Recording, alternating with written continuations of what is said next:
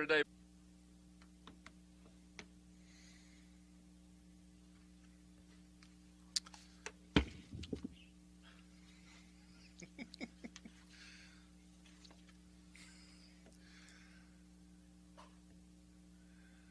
Let's see.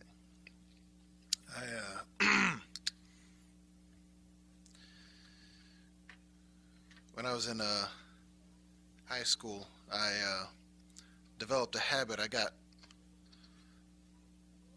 thought it was cool. It was probably in hindsight a little pretentious, but I started getting into a habit of instead of writing sincerely at the end of my emails or letters, I'd write without wax. And I've started to get out of that habit, but I write it every so often. But I'll get back to that in just a minute. Of course, today's Atonement. Last night, I had to get off work early and try to scramble out of there to get home. Then I realized I didn't have enough gas to get up here, so I had to get gas on the way home and then go pick Sherry up, get to her house, because we had to have dinner at her parents' house, because it's also yesterday was her mom's birthday, so we had to arrange to make sure that we could have dinner early instead of later. So, of course, we're all checking our phones and tablet to check the weather and what time sundown is and time down how much more we can pick up on our second run based on how much time we had left. But I don't know, that happens. But I know some people out there doing Atonement weren't worried about that, because they'd started their fast an hour earlier already. And then they'll wait again an hour past sundown tonight to start eating again, because they want to ensure that they won't accidentally somehow in that hour eat something, that they have that buffer. And then before that, there was another group who probably stopped eating sometime around the middle of the afternoon, like a late big lunch or early light dinner, because there are those people out there that they want to have their entire digestive tract cleaned out before Atonement starts, to make sure that they're being afflicted the entire sundown to sundown.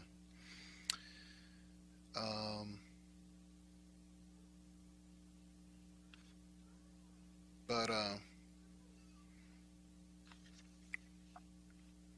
just skip that. So eating, the idea that we have to be afflicted on today. There's not many other ways that God could teach us humbleness by depriving us of some other common human necessity. Eating works really well, besides such things that requires immediacy, like breathing, or things like, I suppose he could have taken away sleep, but then it'd be dangerous, because your body's always trying to attain sleep once it decides it wants sleep, so that could have been dangerous. And it's not exactly relatable and easy to teach to people who don't understand such things as or rather that eating is easily relatable versus such things as other things that could have been refrained, like companionship. Well, you can't do that. We're supposed to assemble. It's a Sabbath. Or you could even go to intimacy, but are you going to teach that to your kids when you're not even allowed to teach them about that till they're older? So just eating is just, originally I was going to do this just on that, but then it just seemed so easy that eating was just the easiest thing to do, that everyone understood it immediately. It was something we need, but also something we enjoy to do. But as far as the attitude of having to afflict ourselves on Atonement, I recently looked it up, and apparently just afflict your souls was just how they said fasting back then. The idea was that we didn't, the idea was just they knew, and when you have to afflict your souls, they're like, okay, we're going to fast. A lot of people feel like, they have to suffer today, but we needn't actually suffer consistently that 24 hours between sundowns. If that was the argument, if that was the case, then you could potentially make the argument that you shouldn't be enjoying any part of the day. So, you shouldn't be laughing if someone makes a joke, anything like that. But Jesus said in Matthew 6, verse 16, to not look like you're fasting, where he chides them and says, "Don't be like the Pharisees, who make themselves look like they're fasting. Clean up, go out and do your day. And what better way than laughing would there be to not let people know you're suffering, or at least hungry? Jesus also said in Mark 7, verse 8, I'll find that one real quick. Let's see. Mark 7, verse 8. He's speaking to the Pharisees. For laying aside the commandment of God, ye hold the tradition of men as the washing of pots and cups, and many other such like things you do. He said unto them, full well you reject the commandment of God, that you may keep your own tradition. They were worried in this verse about the dotted I's and the crossed T's that made up that hedge that had been built up around the law.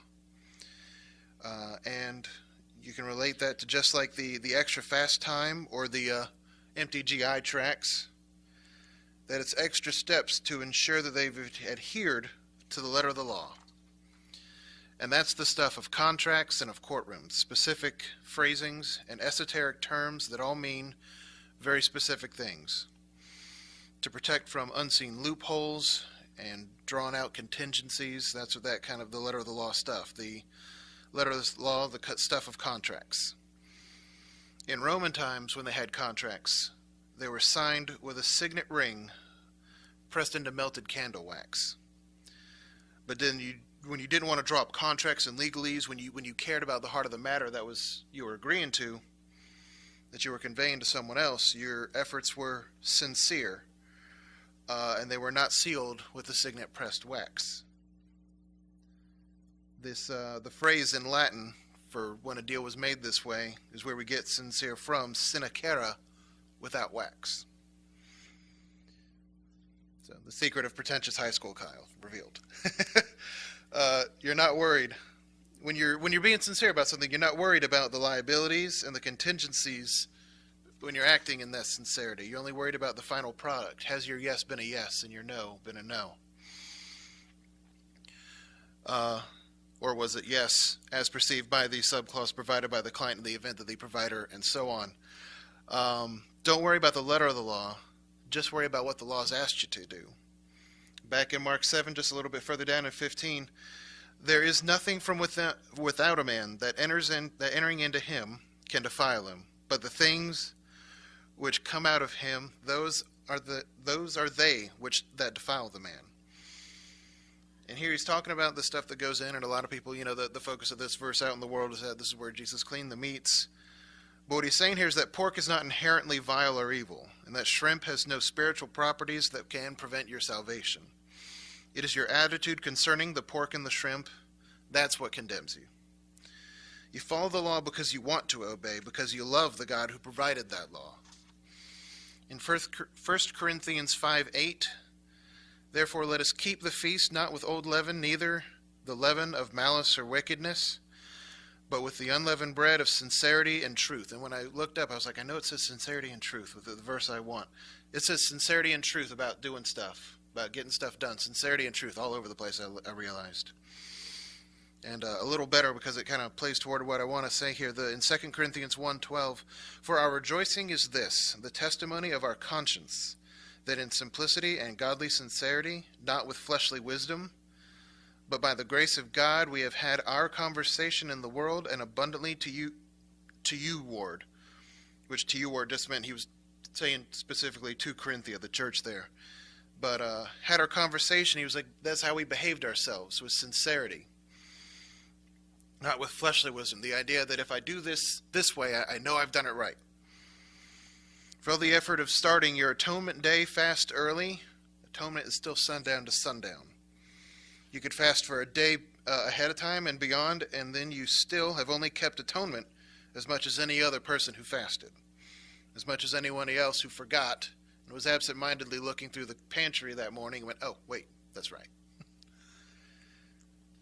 Or anyone else who might have gotten themselves a glass of water absent-mindedly and then spat it out. You have still not kept the fast any better because it was for days ahead of time. This sincerity should extend to all the holy days, to kind of broaden it a little bit, to mimic earlier. Not vacuuming your toaster or the hamburger bun that got left underneath the passenger seat in the car isn't going to cost you your salvation. Your heart toward the unleavened bread, and thereby the Jesus metaphor is there, that's what matters. To all extent in our daily life, Jesus brought up in Matthew 5:27-28 when he talks about the idea that it's not adultery. You also have to make sure that in your mind you're not doing this. The idea that you are sincere about it. That if you're sincere, you're not already thinking this. The idea is that when you're sincere, you know the atonement's coming up. And you know that trying to go ahead of time to make sure that you're completely, that 24 hours you have fasted and you've grown closer to God because you want to, because you desire to be hungry that day. The sincerity should permeate all our dealings with the Lord in our daily actions, our weekly Sabbaths, and on the high holy Sabbaths. So let us keep the fast, not with fleshly wisdom, but with uncorruptness, truth, gravity, and without wax.